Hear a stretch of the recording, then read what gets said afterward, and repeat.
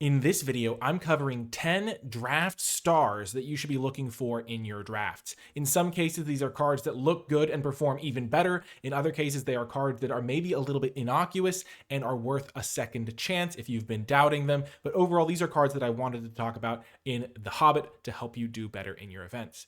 First up is Kili the Resourceful. For 1 and a white, you get a rare that is a Dwarf Scout. He's a 1/2. He has Storied. If you control 3 or more artifacts, legendaries, and or sagas, you have an enduring story for the rest of the game. As long as you have an enduring story, you may pay 0 rather than pay the equip cost of the first equip ability you activate each turn. And whenever another dwarf or equipment you control enters, draw a card. This ability triggers only once each turn. It's that final ability that really makes Kili the Resourceful good and one of the best rares in the entire set. You might read this card and think, oh yeah, sure, it's a card draw engine for a dwarves deck. That reads out really good, but it's so good because there are just so many dwarves in the set overall. And of these dwarves, these are all the dwarves at common and uncommon. You notice there are 14 of them. Only one of them is a card that you kind of actively want to avoid putting in your deck because Iron Hill Stalwart just isn't the best stat line. 5 mana for a 4/5 reach trample isn't where you really want to be. And then there's some that are like actively great, like Dwarven Mauler, Iron Hill's Blacksmith, Dory, Bearer of Friends, Glow in the Mighty. These are cards that you take very highly, and so there's naturally just a lot of really good dwarves in this set to pair with Kili, which is an important part of the context, because if you have a really good card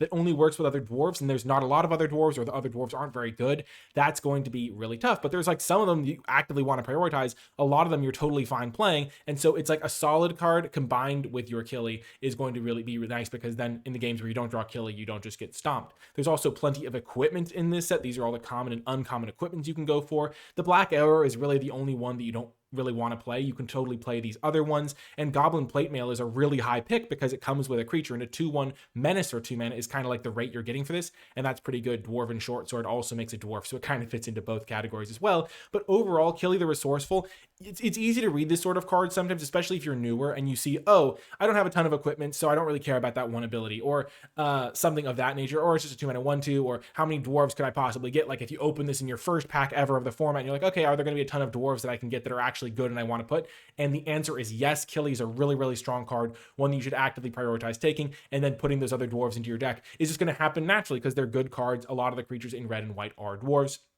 which is why I wanted to highlight this card. Plenty of ways to synergize with this. And one tip when you're playing with it is if you do draw it in the later stages of the game, oftentimes, or even in your opening hand, if you can sequence it, like on turn 4, play Kili, play a 2 mana equipment, or play Kili, play a 2 mana dwarf, so you can immediately get at least one card out of it. That's a really good way to make sure even if your opponent does have a removal spell, you end up in great shape. Next up is Crude Bent Blade. This is one of just the best cards in the set at common, at any rarity, but it is a common and it's one of the best cards in the set. 2 into black for an artifact equipment. When this equipment enters, target opponent sacrifices a creature of their choice. Equipped creature gets +2/+1, and then it has an equip cost of 2, which is quite low for the stats you're getting. +2/+1 turns your 1/1 creatures into like real threats. A lot of decks in this kind of format, if you have a couple of Crude Bent Blades, you can just build a very low to the ground aggro deck that then turns all of your creatures into must deal with threats by just giving them +2/+1, because a 4/3 creature realistically is going to trade for most creatures, and so your random 2 drops are going to become bigger in the late game because of the Crude Bent Blade, and you're going to be able to make them sacrifice something. Sometimes it can be absolutely backbreaking, like they play a 3-drop, they have no creatures in play, and you just make them sack a 3-drop, or sometimes even something bigger. Even if they're sacking something small, the equipment makes up for that by actually being like a relevant equipment that has a big effect on the game. And there are less like recruit decks running around, or less like random 1/1s than maybe was initially expected by me in particular when I was first evaluating this card, because it seems like in a set where there's a whole mechanic built around generating 1/1s and there's a mass tokens running around, this card would maybe suffer, but it's actually just excellent, one you should be taking very, very highly. It's reminiscent of Cornered by Black Mages from Final Fantasy, which was just harder to cast, and the 0/1 is generally, in many cases, going to be worse than the Crude Bent Blade token. But that's a similar situation too, where in that format, it's like, oh, there's a whole mechanic built around making these 0/1 black wizards for some of the decks, and you're like, oh, how often am I going to be able to like make them sacrifice a real creature?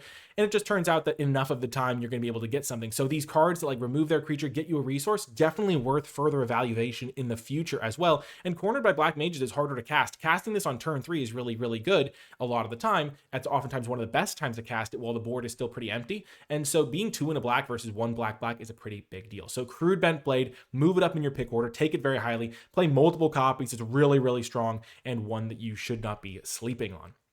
Next up is Burn, Tree, and Fern. For 3 and a red, you get a saga. Says as it enters, you get the chapters kind of moving up as sagas go. The chapter 1 is this saga deals 6 damage to target creature an opponent controls. Chapter 2 is destroy target artifact an opponent controls. And then chapters 3 and 4 is add a red mana. Now, 4 mana to deal 6 at sorcery speed is not always a great card. We kind of have a track record of similar cards to this in the past, but where this really becomes great is the destroying an artifact clause and then the adding of extra mana. Those definitely make a big impact on this sort of card, especially because things like Crude Bent Blade are running around. There's plenty of decent equipment in this set, and blowing up one of your opponent's equipments or a random other artifact that they might have gets you a nice 2-for-1 with your removal spell. There have been in recent sets, these are all commons, but still similarly 4 mana to deal 6, and we've kind of seen how these get to perform.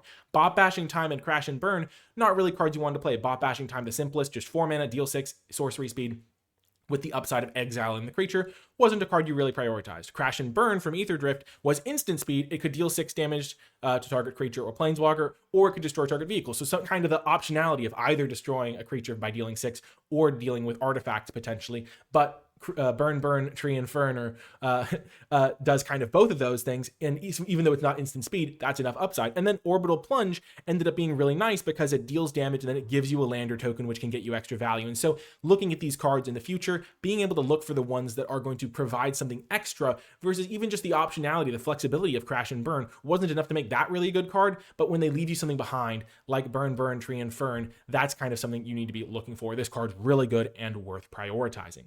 Next up is another saga, the Mountain King's Return. For 2 and a white, it's a saga. Chapter 1 is Recruit, which means you draw a card, then discard a card. If you discarded a non-land card, create a 1/1 white human soldier creature token. Chapter 2 is return target creature card with mana value 3 or less from your graveyard to the battlefield.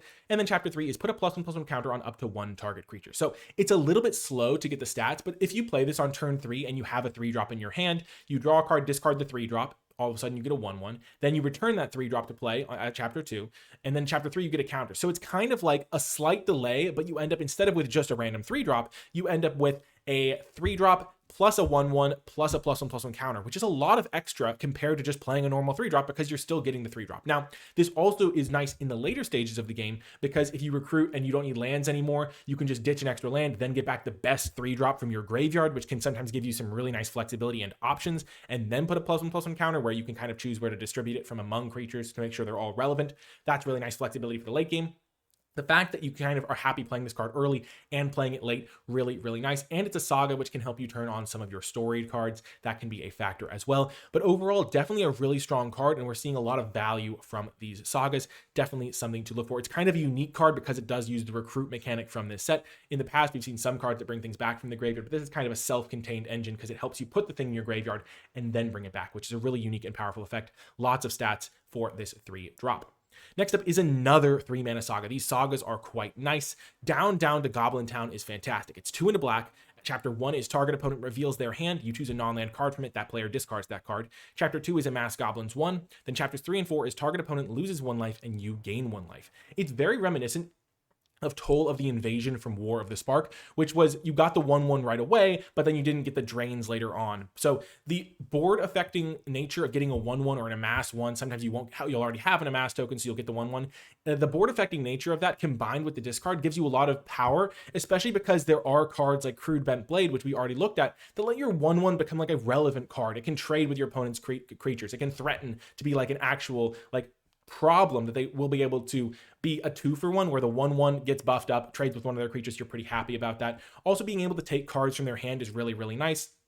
You get to set up what you line up your answers the way you want to, make sure they don't have some crazy bomb that you can't deal with. You can just take it. That's really, really nice. And then the drain too is really, really strong, almost reminiscent of a card Vampire Spawn from Adventures in the Forgotten Realms draft, which was just a 3-mana 2/3 that when it entered, it drained your opponent for 2 life. And it was just a really good card in the set. And sometimes it's easy to think about, oh, I'm just draining them for 1. Oh, I'm just draining them for 1. But draining your opponent for 2 life is a pretty significant edge, especially in a racing situation. So you take one of their best cards with the first chapter, and then chapters 2 and 3, in chapter 2 you get your 1/1. The chapters 3 and 4, it just kind of helps you in your racing situations. If your opponent's at 6 life, draining them for 2 can be really significant. And if you're at a low life total, gaining a couple of life can be significant. It just really helps in those close situations. And don't sleep on the power of drain on just these cards in general. Down to Goblin Town, kind of a combination of both those cards, and both those cards were good, and so it makes sense that this card would be good as well. Even though things are dependent on format to some degree, sometimes a card can be good in one format, not in another. But when you are seeing cards that's kind of a combination, gets you like two things that are really powerful from different cards, that's a good recipe. Definitely something to keep your eye out for. Next up is Master's Counselors. For 1 in a blue, it's a 1/3 with Vigilance. It says this creature gets +2/+0 for each graveyard with 7 or more cards in it. Whenever you draw your second card each turn, target player mills 3 cards. Now, the first thing to note about this is there's not a dedicated mill strategy in the Hobbit. This is like the only card that supports like milling your opponent, and that can be a little bit tricky because when you are evaluating cards, sometimes you're like, okay, how is this going to fit into my deck? Oh, do I care about milling my opponent? No. Well, in that case, I'm not really interested. But the power level of this card comes partly from the fact that you just get a 1/3. 1/3 for 2 mana is not great, but then it's going to become a 3/3 fairly easily. You draw your second card, you get some value. That's really, really nice. And then if the game is just going long, all of a sudden you have a 2 mana 5/3 some percentage of the time with Vigilance that can just really crack in and do a bunch of damage. This is a really strong uncommon and one that you shouldn't sleep on just because of the mill aspect of the card.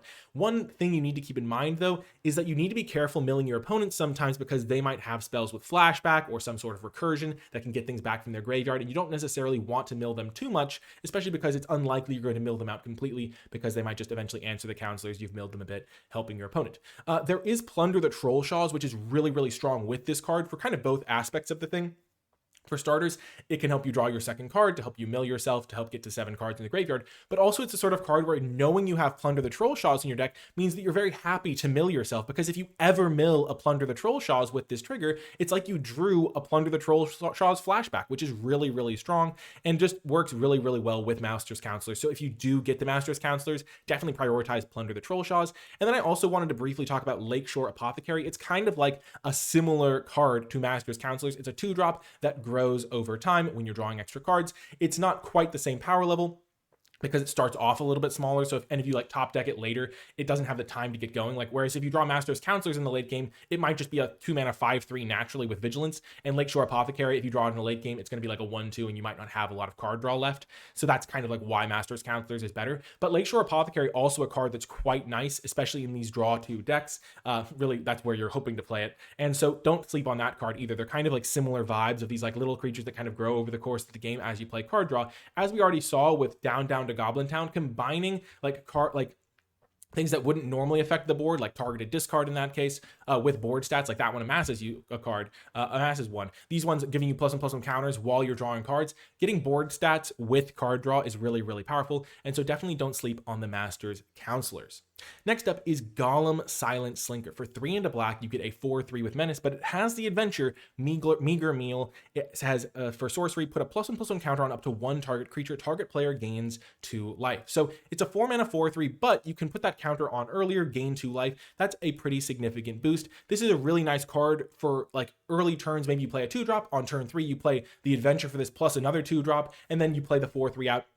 You've kind of gotten 5/4 worth of stats for 1 card, and Menace is really nice on your big creatures because when you have a 4/3 and your opponent has to double block it, that often means that you will be able to kill 2 creatures with that, and is a really nice tool for aggressive strategies. One reason it might be easy to overlook this sort of card is because we very recently in Secrets of Strixhaven saw Adventurous Eater, which looks very similar. It's 3 mana for a 3/2. It has this like prepared mode of have a bite, which is put a +1/+1 counter on target creature. You gain 1 life, and then this creature enters prepared. So it's kind of like a similar vibe where it's like, okay, I have this like 1 mana mode to put a counter on something and gain some life, and then I have the creature mode. And it's sometimes easy to draw these comparisons where you're like, well, Adventurous Eater was very mid, Golem's probably going to be very mid as well.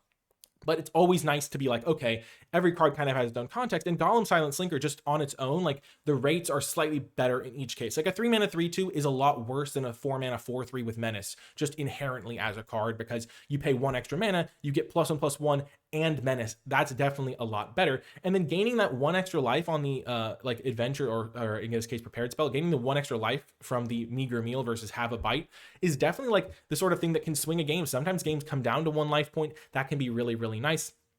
And it's also just like a valuable thing to be able to do it before you play the Golem sometimes, because it just gives you flexibility in the early turns, whereas the Adventurous Eater, you had to play it and then play the +1/+1 counter. So those sorts of things all add up. And so even when you see like a similarity, I've been evaluating and looking at a lot of similar cards or things like that when making like this video, so you can kind of see the thought process behind why these cards might be good. And this is a case where it's a very recent example of a card that looks similar, but actually plays out pretty differently. And so being able to notice the differences as well as the similarities is important opponent, and being able to evaluate the cards is it's going to make evaluating cards a lot easier. Next up, we have another Golem Riddlemaster. This card kind of reads out good. It's a mythic rare, so people are going to take it anyway, but it does require a little bit of delicate playing sometimes, and it's also just like really, really good, like exceptionally powerful. Like even better than you might think. So what's a card I wanted to talk about as well? It's 1 in a black for a 3/1 halfling horror. As Golem enters, choose odd or even. Whenever an opponent casts a spell with the mana value of the chosen quality, choose one that hasn't been chosen. Put a +1/+1 counter on Golem. Each opponent loses 2 life and you gain 2 life. Draw a card. So generally speaking, what you want to do with your Golem is choose the number of the removal spell you expect your opponent to play on Golem. So if you are playing against a deck that has multiple 2-mana removal spells, maybe you're playing best of 3, so you know they have a couple copies of the 2-mana deal 3 in their deck, then maybe choosing even is a good mode to choose. If you know that they have a couple of crude bent blades or something like that, and you're playing Golem on turn 2, and you know they have like a couple of the 1 black instant speed kill spell in this set, then maybe choosing odd is better. Oftentimes you want to be thinking about what removal spell could they have based on their color combination. That does require a little bit of studying of the set to make the optimal play in these situations sometimes. But you basically want to make it so that even when your opponent does answer your Golem, you're going to be in a spot where you get to at least draw the card, get a 2-for-1, and generally because it is so cheap to play as a 2-drop, when they kill it, you're going to oftentimes be at least at mana parity and up that card, which is really, really nice. And if you can name like the best one, a lot of the time you can also just kind of throw your opponent off their game because maybe they'll start playing their cards in an order that's like not optimal. So a lot of the time you want to name the removal spell. If you don't like know what removal they might have in your deck and you're playing this on like turn 2, sometimes it's really nice to just name like 3 mana or something like that, because like if you're on the draw or something, so like if you're on the draw and you play this on turn 2, they untap, they have 3 mana available. If you name odd, all of a sudden they don't really want to play their 3-drop, and so even though Golem might not draw you a card, if they play like a 2-drop or something, they're playing off curve, and that can throw them off for the rest of the game in very subtle ways. If you're on the play and you play Golem and you name 2, all of a sudden your opponent might just not play a 2-drop, or if they do play a 2-drop, you get to draw the card. That's going to be pretty nice as well. So oftentimes there's a lot of thought that should go into your Golem decisions, what you're naming, whether you're naming odd or even. And then in like late game scenarios, just trying to think about, okay, what are the most important cards this color combination has available to them. A lot of the times odd is going to be nice because 5-drops and 3-drops, there's like a lot of like 3-drops, especially in a lot of decks. Sometimes naming even can be good if you think they have a lot of 2-drops, maybe they're an aggressive deck, things like that. So putting a lot of thought into that, naming removal spells, then naming things to disrupt whatever curve they're going to do next. Those are 2 really good strategies to use with Golem Riddlemaster. It's a very, very powerful card. Next up is Bard's Company, another rare here. It's 2 white/blue for a 2/3 human citizen. It says you may cast this as though it had flash if you control a human. Other creatures you control get +1/+1. Whenever this creature enters or attacks, recruit. So that's the draw card, discard a card. If you discarded a non-land card, create a 1/1 white human soldier creature token. Now, this is another one of those cards where not every line of text on this card is equally important. If you had no humans in your deck somehow, which is pretty much impossible in blue-white because you are making humans with recruit cards, but if you had no other humans in your deck, this would still be a card you were happy playing as a 4-mana 2/3 that buffs your whole team and enters or attacks, recruit. Sometimes you can be like, oh, I only have 1 or 2 humans. This card might not fit as well in my deck. Or it's the sort of thing where when it is a multicolored card, knowing how powerful it is can be like, okay, this is a multicolored card. Is it worth taking early? Is it worth taking aggressively and trying to build around it? And this card certainly is, because it can be very game winning on its own. Turning 1/1s into 2/2s is really, really strong because it's just doubling their power and toughness. And if in the recruit decks, if you can get a few of those 1/1s into play and then flash in a Bard's Company, that can be game winning. If you can end up with him on like an empty board state, get a couple of recruits in, so that even if your opponent kills him, maybe you're left with a couple of 1/1s, or you've got to loot away a couple lands. That can be really, really powerful. And overall, don't really worry about your human count. That's going to kind of naturally sort itself out. Also, don't worry as much about it being a multicolored card. That's the sort of thing where you can build around it. Sometimes you could even splash Bard's Company. And another note about this set in particular, because there are 5 main archetypes that you're going to be drafting, because the smaller set with less support, taking a multicolored card is less punishing than it might normally be, because in a normal set with 10 fully supported color combinations, you take a card that's the blue-white card and it only fits into 1 of the decks. Whereas in a set with only 5 archetypes, it fits into 1 of 5 decks. And so that's like twice as likely, kind of just from a percentage standpoint, that like maybe that's the deck you'll end up in. And if you take Bard's Company, you're going to bias your picks towards it, so it's even higher. But this sort of like thinking about the card is really important, and it's a sort of card where if you start seeing this card, like if it gets passed around to you, moving into blue-white for it is really, really good. Another card kind of in a similar vein This is like a common Patient Instructor, 2 and then blue-white hybrid for a 2/2 vigilance when it enters recruit. It kind of like when you first play it is like similar to Bard's Company, obviously without buffing your entire team. But this card also performs really well because recruit has just ended up being a pretty strong mechanic. When you're in the early turns and you have plenty of spells and you're trying to hit land drops, a 2/2 plus a 1/1, pretty nice. When you don't need lands anymore, being able to basically just discard a land is almost as good as drawing a card in a lot of scenarios. And a 3-mana 2/2 that drew a card would be really, really good. So kind of like either mode would be a really good card if it only did that. Obviously drawing and discarding a land sometimes is a downside. Like if you have like 4 lands in play, that's not great. But in like the very early stages of the game, 3 mana for a 2/2 plus a 1/1 is a pretty great rate. And then in the late game, 3 mana for a 2/2 that drew a card with vigilance would be a pretty great rate. And then it's only in that kind of middle ground where it's not kind of doing both of those things, where it's like that is where a lot of the game takes place, in these kind of important middle ground turns where you have like 4 to 6 lands. So discarding a land is a real cost, discarding a spell is a real cost, and you have to make that decision.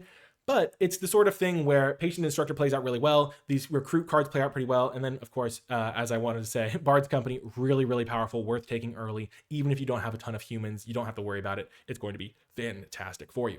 And then the final card we're talking about is a very simple card. It's Mirkwood Pathmaker. It's 2 and a green for an Elf Ranger. Mirkwood Pathmaker's power and toughness are each equal to the number of lands you control. Now, this is just a stats monster. It's the sort of card where there's a lot of cards with complex abilities these days, and so it's easy to sometimes overlook the cards that are just like, this is a big creature for 3 mana. And to get some context of how big Mirkwood Pathmaker is, for 3 mana, you're getting a star power and toughness equal to the number of lands you control. In Throne of Eldraine, there was Beanstalk Giant, where to play the creature mode that had power and toughness equal to the number of lands you controlled, it cost 6 into green. It cost 7 mana, and you're getting this for 3. Now, obviously, you don't have the Fertile Footsteps adventures to like go search up lands, so Beanstalk Giant had that kind of mana fixing / ramping aspect to it. But from the pure creature standpoint, you're getting a giant creature for just 3 mana that if you draw it on turn 5 or something like that, you just get like a 3 mana 5/5. And even in the late stages of the game, having mana efficient cards is important because it lets you double spell. If you top deck this, you can play like this alongside another 3-drop on turn 6,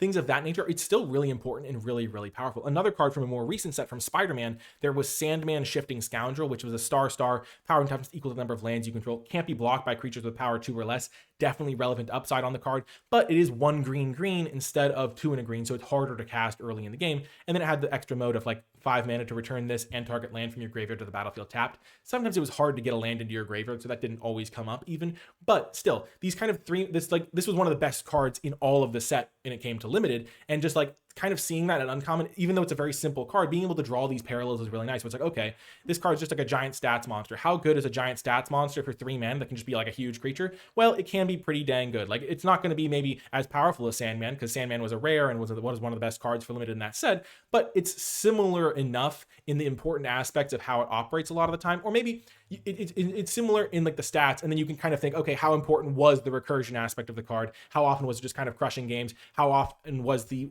like evasive mode of them not being able to really chump block it relevant? So there are important differences, and that's kind of what I was talking about earlier, when it's like not every comparison is going to be perfect. You kind of have to decide which aspects you want to compare it to. But from a baseline, being able to be like, okay, this card is a giant stats monster for 3 mana. Have we seen something similar to this in the past? Was that card any good? And when the cards were pretty good, Beanstalk Giant, for reference, was also very good in that set. These sorts of things can add up and be the sort of thing where it can help you identify that a card like Mirkwood Pathmaker is going to be a strong card, is going to be one you want to prioritize, even though it's a lot simpler than some of the other cards we've looked at on this list. That's going to do it for this video, though. I hope you found it helpful for evaluating not only these cards, but also evaluating cards in the future. If you made it to the end, leave hashtag 10 stars in the comment section down below, because these all stars will help you win more games if you are lucky enough to see them and take them highly. That's going to do it for this one, though. I hope you enjoyed it, and I'll talk to you next time.